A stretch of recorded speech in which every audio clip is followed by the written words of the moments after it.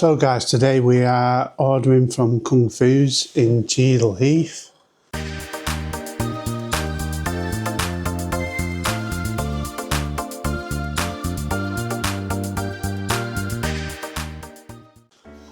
I've been here before, but it was a long time ago.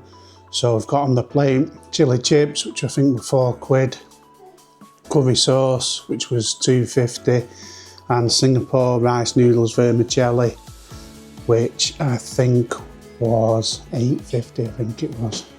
The curry sauce, so first thing I've noticed, the chips, even though they don't have as much onion as what I'm used to from most takeaways, they do taste slightly spicier than your average salt and pepper chips. Curry sauce, again, tastes slightly hotter than your average your average curry sauce, and it is really thick, which I don't mind. It sticks to the chips nicely, which is good.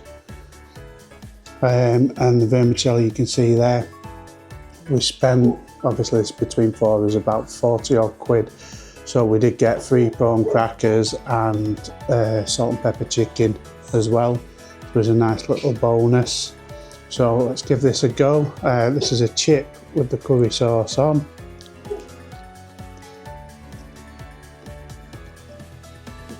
Which is tasty.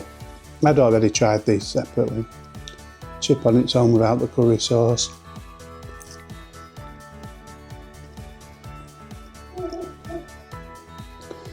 It's as though, so the last chip I tried, when I first put them on the plate, you know, being a seagull and just grabbing at them. The first chip I tried tasted a little bit spicier than the one I just had there.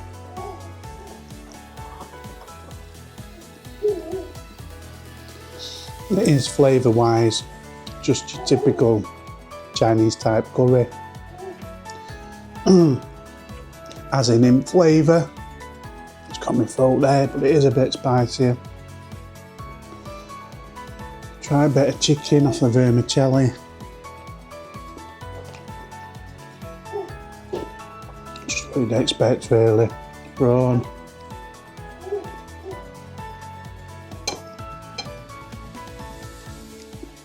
A bit of the char siu. Got roast pork. Individually all taste good. Some of the vermicelli rice noodles.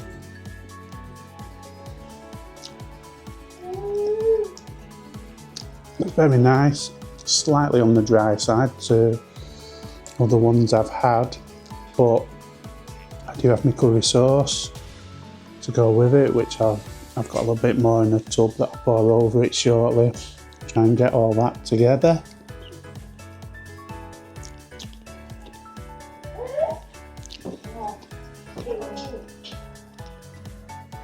It's nice all together. Let's get some curry sauce on this one.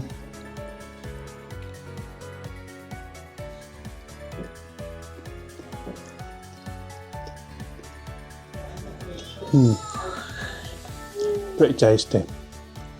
I'm looking forward to this. So what I'm going to do, pause that there, you can see while it's hot, and I'll come back to you shortly just before I do go. Firstly, show you salt and pepper chicken that was free. It worked out 2 pieces each, so that's 8 pieces in the thing. And a little close up there so you can see what's on the plate. But yeah, I'll come back to you shortly.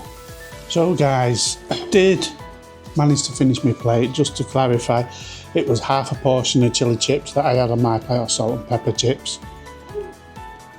So what did we think of that meal? It was acceptable, but it wasn't great by any means.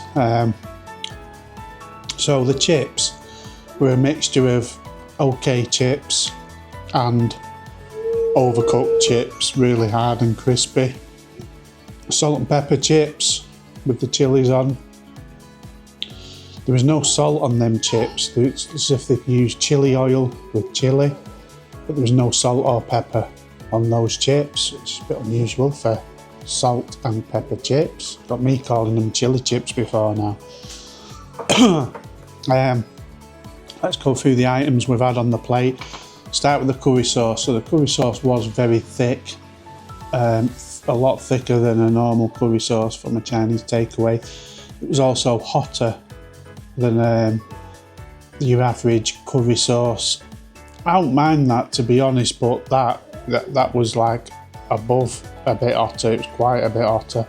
Again, I don't mind that, but your average person might want the normal curry they're expecting, and it wasn't that. It was definitely hotter. Onto the noodles. So the noodles were nice. See, the meat's in it. There was plenty of meat in there, but it was a mixture of nice meat and chewy meat. You always tend to get a mixture, to be fair, unless you get a really good place and it's all spot on.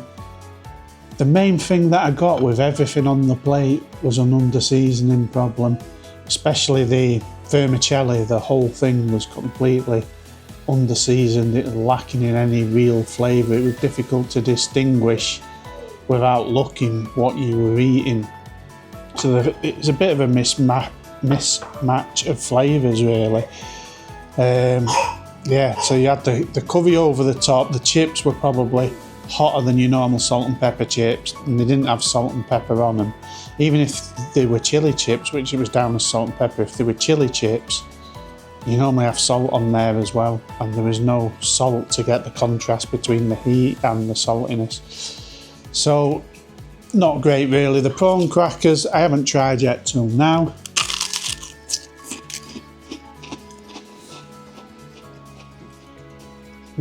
Nice crunchy ASMR for everyone. Nom nom nom.